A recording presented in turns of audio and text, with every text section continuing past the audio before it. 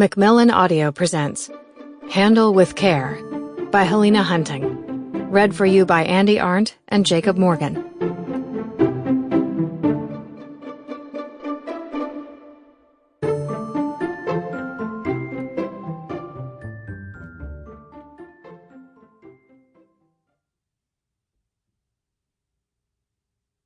Chapter 1.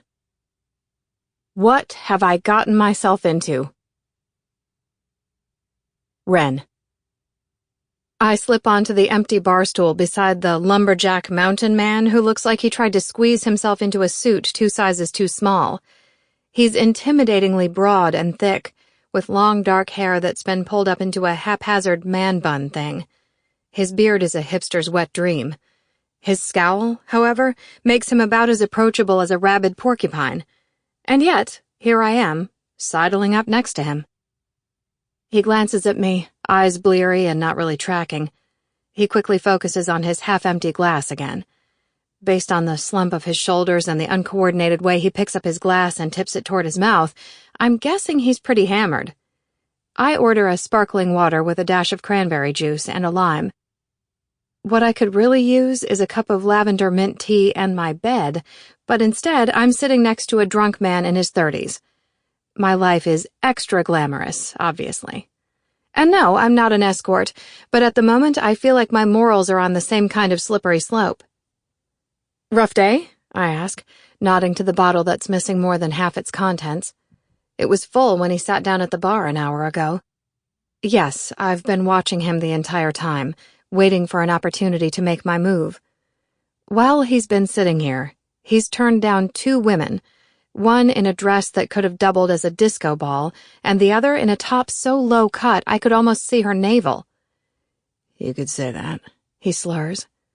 He props his cheek on his fist, eyes almost slits.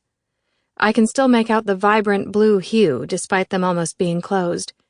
They move over me, assessing. I'm wearing a conservative black dress with a high neckline and a hem that falls below my knees. Definitely not nearly as provocative as disco ball or navel lady. That solving your problems? I give him a wry grin and tip my chin in the direction of his bottle of Johnny. His gaze swings slowly to the bottle. It gives me a chance to really look at him. Or what I can see of his face under the beard, anyway. Nah, but it helps quiet down all the noise up here. He taps his temple and blurts, My dad died. I put a hand on his forearm. It feels awkward and creepy on my part since it's half-genuine, half-contrived comfort. I'm so sorry. He glances at my hand, which I quickly remove, and refocuses on his drink. I should be sorry too, but I think he was mostly an asshole, so the world might be better off without him. He attempts to fill his glass again, but his aim is off, and he pours it on the bar instead. I rush to lift my purse and grab a handful of napkins to mop up the mess. I'm drunk, he mumbles. Well, I'm thinking that might have been the plan, considering the way you're sucking that bottle back. I'm actually surprised you didn't ask for a straw in the first place.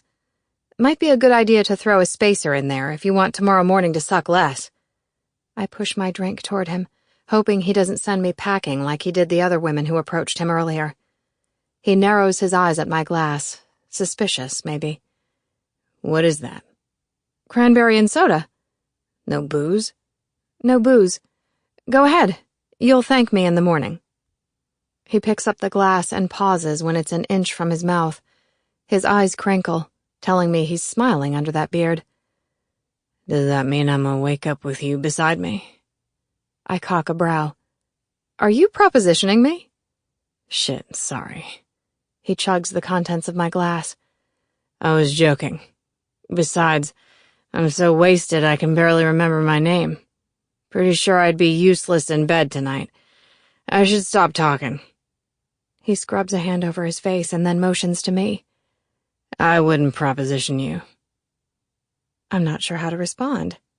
I go with semi-affronted, since it seems like somewhat of an insult. Good to know. Damn it. Sample complete. Ready to continue?